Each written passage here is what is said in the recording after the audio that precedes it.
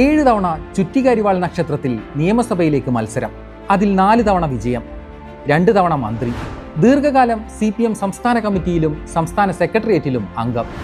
ഇന്നോളം നടന്ന CPMന്റെ 23 പാർട്ടി കോൺഗ്രസുകളിൽ 15 എണ്ണത്തിലും പങ്കെടുത്ത തലമുതിർന്നൊരു നേതാവ്. കഴിഞ്ഞ 6 പതിറ്റാണ്ടിലേറെ പാർട്ടിക്കായി പോരാടിയ, പാർട്ടി തന്റെ ജീവശ്വാസമായി കണ്ട G. സുധാകരൻ. ആ നേതാവ് ഇന്ന് ആ പാർട്ടിക്കൊപ്പം ഇല്ല. പാർട്ടി ബന്ധം പൂർണ്ണമായി ഉപേക്ഷിച്ച സുധാകരൻ തന്റെ തട്ടകമായ അമ്പലപ്പുഴയിൽ സ്വതന്ത്രനായി പുതിയ പോർമുഖം തുറന്നിരിക്കുന്നു. ഇന്നോളം നെഞ്ചോട് ചേർത്ത ചെങ്കൊടിക്കെതിരായ സുധാകരന്റെ അംഗം കേരള രാഷ്ട്രീയം ഉറ്റുനോക്കുകയാണ്. സുധാകരൻ വേഴ്സ് CPM പോരിന് അരങ്ങൊരുങ്ങിയതോടെ വരുന്ന നിയമസഭാ തിരഞ്ഞെടുപ്പിൽ സംസ്ഥാനത്തെ തന്നെ ഏറ്റവും ശ്രദ്ധിക്കപ്പെടുന്ന മണ്ഡലമായി മാറുകയാണ് അമ്പലപ്പുഴ.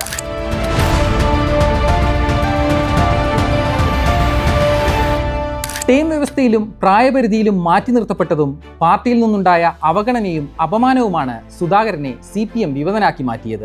CPM കോട്ടകളിലൊന്നായ അമ്പലപ്പുഴയിൽ വീണുകിട്ടിയ ഈ അവസരം മുതലെടുക്കാനാണ് കോൺഗ്രസ് ശ്രമം.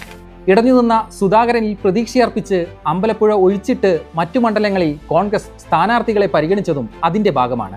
CPMനെതിരെ സ്വതന്ത്രനായി മത്സരിക്കുന്ന സുധാകരന് UDF പിന്തുണ നൽകുമെന്ന കാര്യം ഉറപ്പാണ്. UDF പിന്തുണ സ്വീകരിക്കാൻ സുധാകരൻ തയ്യാറാകുമോ എന്ന് മാത്രമാണ് ഇനി അറിയാനുള്ളത്. ആരുടെയും പിന്തുണ താൻ ആവശ്യപ്പെട്ടിട്ടില്ല എന്നാണ് സുധാകരൻ പരസ്യമായി പ്രഖ്യാപിച്ചത്. എന്നാൽ ആരെങ്കിലും തനിക്കായി ചുവരെഴുത്തുകൾ നടത്തിയാൽ താൻ എതിർക്കാനോ തടയാനോ പോകില്ലെന്നും അതേ സുധാകരൻ തന്നെ പറഞ്ഞു വെച്ചിട്ടുണ്ട്. UDF പിന്തുണയിൽ CPMനെതിരെ മത്സരിക്കുന്ന കാര്യം പൂർണ്ണമായും സുധാകരൻ തള്ളുന്നില്ല എന്നുകൂടി ഇതിൽ നിന്ന് വായിച്ചെടുക്കാം. UDF പിന്തുണയിൽ സുധാകരൻ മത്സരിച്ചാൽ തുടർഭരണം ആഗ്രഹിക്കുന്ന CPMനത് വലിയ തിരിച്ചടിയാണ്. CPMലെ മുതിർന്ന നേതാക്കളിൽ ഒരാൾ പാർട്ടിക്കെതിരെ കലാപക്കൊടിയുയർത്തി പാർട്ടി വിട്ടത് കേരളത്തിലാകെ നൽകുന്ന സന്ദേശം ചെറുതായിരിക്കില്ല. പ്രത്യേകിച്ചും അഴിമതിരഹിത പ്രതിച്ഛായുള്ള നേതാവ്. അങ്ങനെയൊരു നേതാവ് പാർട്ടിക്കെതിരെ തിരിയുമ്പോൾ ആ രാഷ്ട്രീയ സാഹചര്യം സ്വന്തം അണികളെ പോലും ബോധ്യപ്പെടുത്താൻ CPM പ്രയാസപ്പെടും. അമ്പലപ്പുഴയിൽ മാത്രമല്ല, സംസ്ഥാനമൊട്ടാകെ സുധാകരനെ ഒരു പ്രചാരണ വിഷയമായി ഉയർത്തിക്കാട്ടാനും അതിലൂടെ നേട്ടമുണ്ടാക്കാനും UDFനാകും. ആലപ്പുഴ ജില്ല പൊതുവെ ഇടതിന്റെ കോട്ടയാണ്. രമേശ് ചെന്നിത്തല മാത്രമാണ് UDFനുള്ള ജില്ലയിലെ ഏക MLA. അങ്ങനെയുള്ള ഒരു ജില്ലയിൽ CPMന്റെ ശക്തി കേന്ദ്രത്തിൽ സുധാകരനെ പോലൊരാൾ മുന്നണിയിലേക്ക് വന്നാൽ UDFനത് രാഷ്ട്രീയ നേട്ടമാണ്. സുധാകരനെ മുന്നിൽ നിർത്തി ജില്ലയിലെ മറ്റു മണ്ഡലങ്ങളിലും നേട്ടമുണ്ടാക്കാനാകുമെന്നും കോൺഗ്രസ് കണക്കുകൂട്ടുന്നു. 1967 മുതലുള്ള തിരഞ്ഞെടുപ്പ് ചരിത്രത്തിൽ 2 തവണ മാത്രമാണ് അമ്പലപ്പുഴ കോൺഗ്രസിനൊപ്പം നിന്നിട്ടുള്ളത്. 9 തവണയും മണ്ഡലം ചുവന്നു. 2006 മുതൽ മണ്ഡലം ഇടതിനെ കൈവിട്ടിട്ടുമില്ല. 2006ലും 2011ലും 2016ലും അമ്പലപ്പുഴയിലെ വോട്ടർമാർ സുധാകരനെ ജയിപ്പിച്ചു. ആദ്യ തവണ ഭൂരിപക്ഷം 11,929 വോട്ടുകളായിരുന്നു. 2011ൽ ഭൂരിപക്ഷം 16,580 ഉയർന്നു. 2016ൽ ഭൂരിപക്ഷം പിന്നെയും ഉയർന്ന് 22,621. പക്ഷേ സുധാകരനെ മാറ്റി പാർട്ടി H. സലാമിനെ പരീക്ഷിച്ച 2021ൽ മണ്ഡലത്തിലെ ഭൂരിപക്ഷം 11,126 കുറഞ്ഞു.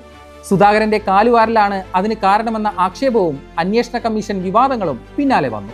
എങ്കിലും മണ്ഡലത്തിൽ CPMന്റെ അടിത്തറ ഇപ്പോഴും ശക്തമാണ്. കഴിഞ്ഞ തദ്ദേശ തിരഞ്ഞെടുപ്പിൽ മണ്ഡലത്തിൽ നേട്ടമുണ്ടാക്കാനായെങ്കിലും നിയമസഭയിൽ അത് ആവർത്തിക്കുക UDFന് അത്ര എളുപ്പമല്ല. അതുകൊണ്ടാണ് സുധാകരന്റെ സ്വതന്ത്ര സ്ഥാനാർത്ഥിത്വം UDF വലിയ അവസരമായി കാണുന്നത്. കഴിഞ്ഞ 5 വർഷത്തോളമായി സുധാകരൻ പാർട്ടിയിൽ നിന്ന് അകൽച്ചയിലാണെങ്കിലും സുധാകരൻ എന്ന നേതാവിന് മണ്ഡലത്തിലാകെയും വലിയ സ്വാധീനമുണ്ട്. 1ാം പിണറായി സർക്കാരിൽ പൊതുമരാമത്ത് മന്ത്രിയായിരിക്കെ നടത്തിയ വികസന പ്രവർത്തനങ്ങളും അഴിമതിരഹിത പ്രതിച്ഛായയും സുധാകരൻ എന്ന നേതാവിനെ കൂടുതൽ കരുത്തനാക്കും. എന്നാൽ പാർട്ടിക്കെതിരെയോ സർക്കാരിനെതിരെയോ ഒന്നും പറയാൻ താനില്ലെന്നാണ് സുധാകരന്റെ നിലപാട്. പിണറായി 3ാം തവണയും മുഖ്യമന്ത്രിയായാൽ സന്തോഷമെന്നും സുധാകരൻ പറയുന്നു. അങ്ങനെ ഒരാൾക്ക് എങ്ങനെ പിന്തുണ നൽകുമെന്ന കാര്യം UDFനെയും കുഴപ്പിക്കുന്ന കാര്യമാണ്. പക്ഷേ തിരഞ്ഞെടുപ്പ് വിജ്ഞാപനം വന്ന് സ്ഥാനാർത്ഥി പ്രഖ്യാപനം നടന്ന് പ്രചാരണം ശക്തമാകുമ്പോൾ പാർട്ടിക്കെതിരെ ഒന്നും പറയാതെ സുധാകരന് പ്രചാരണം നയിക്കാൻ സാധിക്കുമോ എന്നും കണ്ടറിയേണ്ടി വരും. സുധാകരനെതിരെ ഇപ്പോൾ വലിയ വിമർശനം ഇല്ലെങ്കിലും കാര്യത്തോട് അടുക്കുമ്പോൾ സുധാകരനെ രാഷ്ട്രീയമായി നേരിടേണ്ട ബാധ്യത ഇടതുപക്ഷത്തിനും വരും. പിന്നീട് ഒരു ദാക്ഷിണ്യവും പാർട്ടിയിൽ നിന്ന് സുധാകരൻ പ്രതീക്ഷിക്കേണ്ടിയും വരില്ല.